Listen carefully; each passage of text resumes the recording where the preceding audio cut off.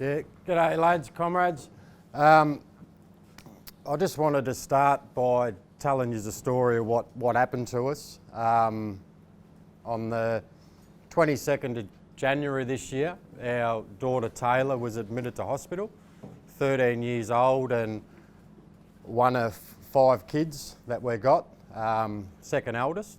So she was admitted to Geelong Hospital with an irregular heartbeat, resting heartbeat of 155 beats a minute. She couldn't feel her heart, it wasn't beating out of her chest or anything, so she just thought everything was normal until we went to the hospital. And then within a couple of hours she was moved to ICU at the Geelong Hospital, and then within 3 hours Piper from the Children's Hospital come down and picked her up and took her straight to ICU in Melbourne. And within probably 12 hours, she went into cardiac arrest twice, and they managed to bring her back and stabilise her, and that's where we found out that she had the heart disease called myocarditis, which only affects your heart muscles. It essentially just shuts down your heart. So Taylor spent 23 days in the ICU, 3 open heart surgeries where they tried to put like a motor on her heart, similar to an impeller that's on a boat. It's designed to suck the blood and push the blood through her heart. She was on ECMO machines, which is life support. Had numerous procedures, CT scans, throat scans, and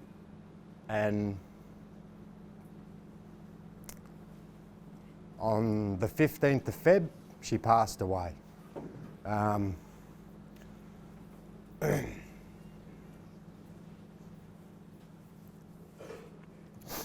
We had the staff at the hospital was the best of the best.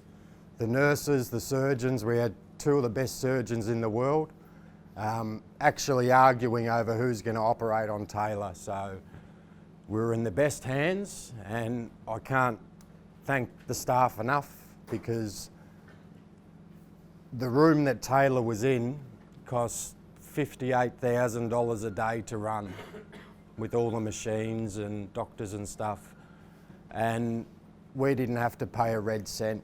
So if you ever wonder where your taxes go, it's fucking sensational. All right, she had a couple of injections to help her that cost $100,000 an injection, and we didn't have to pay a red cent. So the Children's Hospital is phenomenal. And we plan on going back there, but we haven't yet, but we will, and work with the hospital to help other families going through the same thing.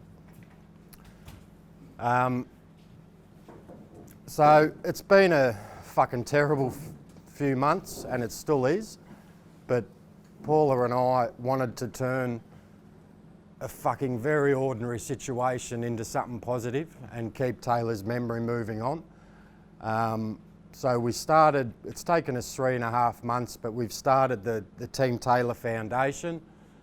And the goal of that foundation is to supply scholarships to kids, whether it's sporting, academic or community, because Taylor won a scholarship from grade 6 to year 7, and then she also won another scholarship from year 8 for the rest of her high school career, but she never got to receive it because she passed away. So we're going to keep that going and offer a few scholarships a year to kids. Eventually, once we go up to the hospital and see the doctors and nurses, we want to work with them and other families, as I said, going through myocarditis, and help support them, because Taylor was sort of in the 1 or 2% bracket where this disease was just uncurable. But sometimes kids just bounce back. They're on medication and stuff, so if we can help support them and their families, we will.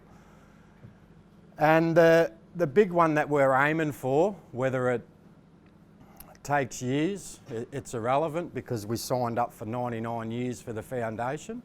So the big one we're aiming for is to buy a unit or a house within walking distance to the Children's Hospital, because Paula and I stayed at the Ronald McDonald House, which was just down the road. Absolutely fantastic volunteers, but it didn't really cater for our family and the kids. We live in Geelong, so luckily we got an awesome family that looked after the kids, the other 4 kids in Geelong, while Paula and I stayed up in Melbourne. But that in itself was shit because we were up here and we didn't see the other 4 kids for 23 days. So they would come up, but every time they come up, something shit would happen and have to go home. So Ronnie Mac House was awesome, but we had 1 bedroom with 6 single beds in it, and then everything else was communal. So lounge room, toilet, showers, kitchens, and when you're going through a shit time, sometimes you don't want to talk to other people.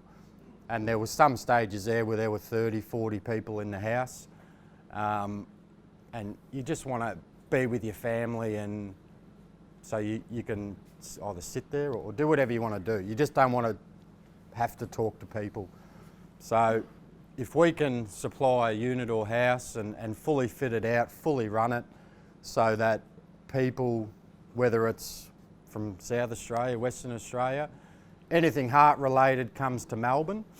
So you have people from all over Australia and the world that come here, and they can bring their families.